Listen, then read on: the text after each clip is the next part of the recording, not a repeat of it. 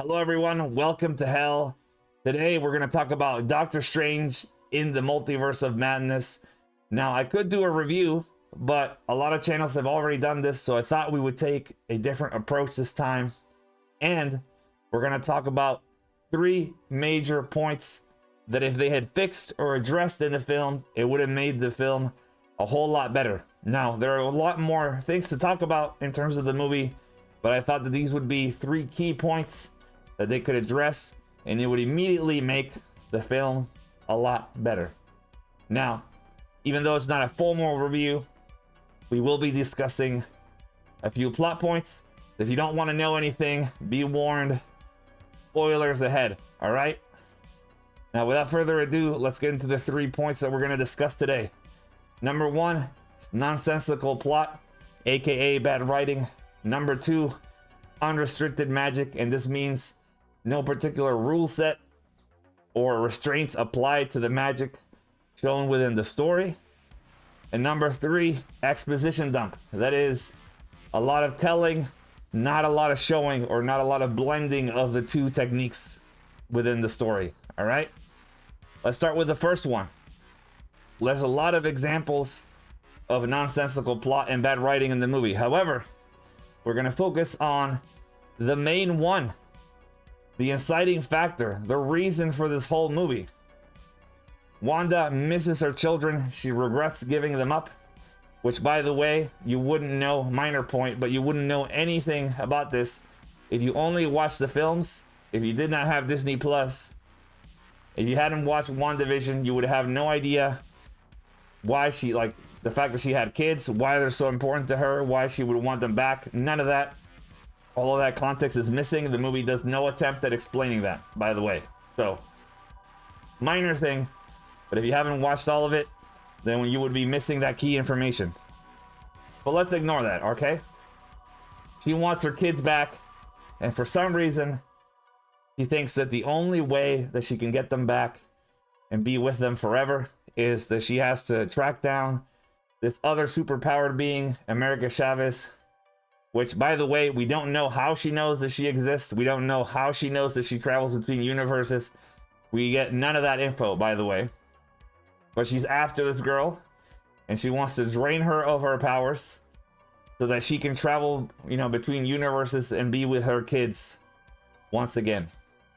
Now, the problem with this is, well, it's a multi-layered issue because there are so many other solutions to this problem that don't require her to go to these lengthy extents that put her into the side of being a villain. Number 1, she actually created her kids. If you watch the show WandaVision, now she did it subconsciously and over time, and nobody's expecting her to recreate the entire time because she was torturing, innocent civilians. But if she had the power then, and she even has the book in this movie as well that gives her even more power, even though it corrupts her, supposedly. She would be able to, number 1, recreate her kids over again if she wanted to. She doesn't need to take over an entire town. She could literally just have them live within the bubble of a house. Her magic is apparently, much like in the comics, reality altering magic. So there's no reason why she couldn't do that. Number 2, she could simply ask Chavez to take her to another dimension where she could be with her kids. Now, they do address this in the movie, but the reasoning is really, really bad. Like, she says, like, what if they get sick? There's a solution. There's a cure in every universe so she can travel back and forth. First of all, if her kids are real, they would be super powered, right? The chances of them getting ill, very, very slim. And even if they did, she could have just had a little device to keep in touch, right? Or a little magical incantation to keep in touch with America. And if her kids are in trouble, she can just call her back and be like, hey, I need help with this. Can you figure out, do you know if there's another universe where there's a solution for this? Easily solvable. No need to kill innocent people or even kill an innocent person. Another thing that she could have done, by the way, is There's millions of universes, right? And according to her, a lot of them have, or most of them have, her children in them. There has to be a universe, by the way, that has her kids, but in which she is dead in. Which means she could go to that universe and take the spot of the mother without actually having to harm another version of herself, which is also an issue that she seems to care nothing about in the movie. And then finally, we're introduced in this movie to the concept of dream walking, which essentially allows you to basically meditate and send your astral self into the body of your other self in another universe and take control of them for a while.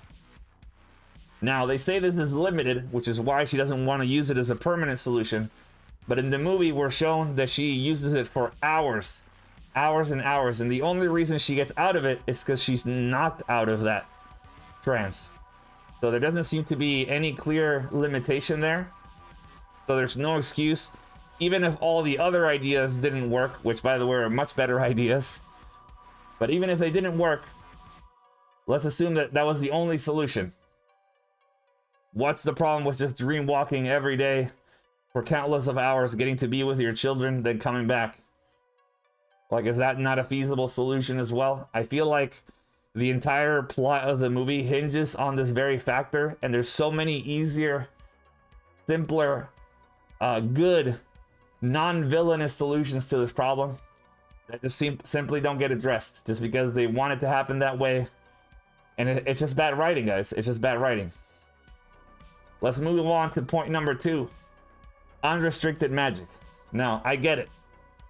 I've seen the comic books. I know that, you know, Doctor Strange gets to be Sorcerer Supreme. He obviously learns and practices magic even more. He grows stronger. I know that Wanda basically warps reality. But when you're trying to do a story, it's important to have stakes. If you have no stakes, then people have nothing to worry about. There's nothing that you're fighting for that's meaningful. There's nothing that's achieved. There's no concern at any moment. Magic, even if it's a wonderful thing that's doing things that are beyond the realm of reality, right? There has to be a rule set, because that rule set allows you to have certain constraints so that magic doesn't become this thing that you just use at any point in your story just because you need it for the plot. Just because you need to solve a problem, you don't know how to solve it, magic, right? And this is what happens in this movie. They use at any point that they need anything solved, there's always a different spell for it. And this is so easily solvable. The first Doctor Strange movie had a certain amount of abilities and tool sets that Doctor Strange had access to. And in fact, the portals themselves that they can do are actually shown in several movies to be quite powerful in solving a lot of these issues, and they're not used in the movie. When he's facing the big monster, he could have easily cut it in half with a portal. He chooses not to. He just does a whole bunch of other weird things. And even when he does use an effective spell, he never repeats it again. They have to have a magical fight with musical notes. Now, obviously, visually, it's very interesting, right? But in terms of how it works, it doesn't leave for much stakes. So having those limitations makes the fights more interesting. It makes it more grounded. Even things like Harry Potter understood this. There were special, words that you had to learn. You had to have your magic wand. If you were doing potions, you needed specific ingredients. There's certain limitations. If you wanted to fly, you need a broomstick. You can't just fly on your own.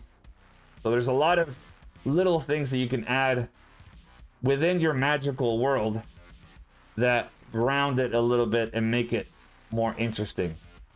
Even if you're warping reality, at some points, for example, Wanda goes off and starts killing the Illuminati, and the first two, Black Bolt, right, and Mr. Fantastic, the first one gets his mouth closed off and then he basically blows his own brains out, and then the other guy gets shredded, into little spaghetti. And then all of a sudden she decides, you know what, for this next two fights, I'm actually gonna fight. I'm not gonna use my, reality altering magic to do anything to them because the plot requires me to have a fight here. And that makes a lot less sense when you already know that she's capable of such powerful magic, right? And so when you have restrictions, it makes it a lot more interesting, it makes it more grounded, and it allows you to have stakes because you know in a certain situation, oh my god, this is happening. We only have these 3 things that we can do. How do we make these 3 things work? Or one of these 3 things, how do we make it work within the context of what's happening to solve the situation in a clever manner, rather than just making up whatever we want in order to make it work. And then we move on to issue number 3, exposition dump. This is a problem that plagues many movies, but this movie most of all. Now, like I said, there is no clear link or explanation as to how her kids came into the picture, so if you didn't watch WandaVision, you would be kind of lost in that one. However, everything else in the movie, you know, the book, where it came from, what it's used for, what Chavez's powers are, why they need the other book, there's so much added stuff in there that they just exposition dump on you. What happened to the Doctor Strange in one universe? Why are the Illuminati there? Like, there's so much of this movie that is just people sitting down talking. You need specific memories. Whoa, we just so happen to stand on a little pod that shows us the exact memory that we need. That is also an exposition dump. And there's so many easy ways to blend that into the action, to blend it in naturally, or to get rid of entirely, because it just slows down the pace of the movie and it doesn't keep it from going. That doesn't mean that you can never have exposition, but there's smarter ways to do it. You can also blend in the exposition with the action.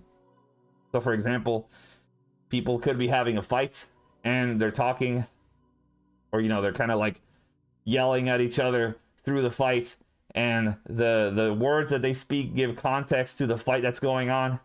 And then you can just cut entire scenes out of the movie where people just sit around, have a cup of tea, and then they just explain stuff. This movie suffers from a lot of that, and if you cut a lot of that fat, it would also make the movie more interesting. And those are the 3 major things that I wanted to talk about. Obviously there's a lot more, but these are the 3 things that I think would be most important to address within the movie. If you agree with me or disagree with me, I would love to know in the comments down below. And if you enjoyed this video, don't forget to give it a like and subscribe. It helps support the channel, helps it boost it up so we can do more in the future. And now, goodbye, and I'll see you back in hell.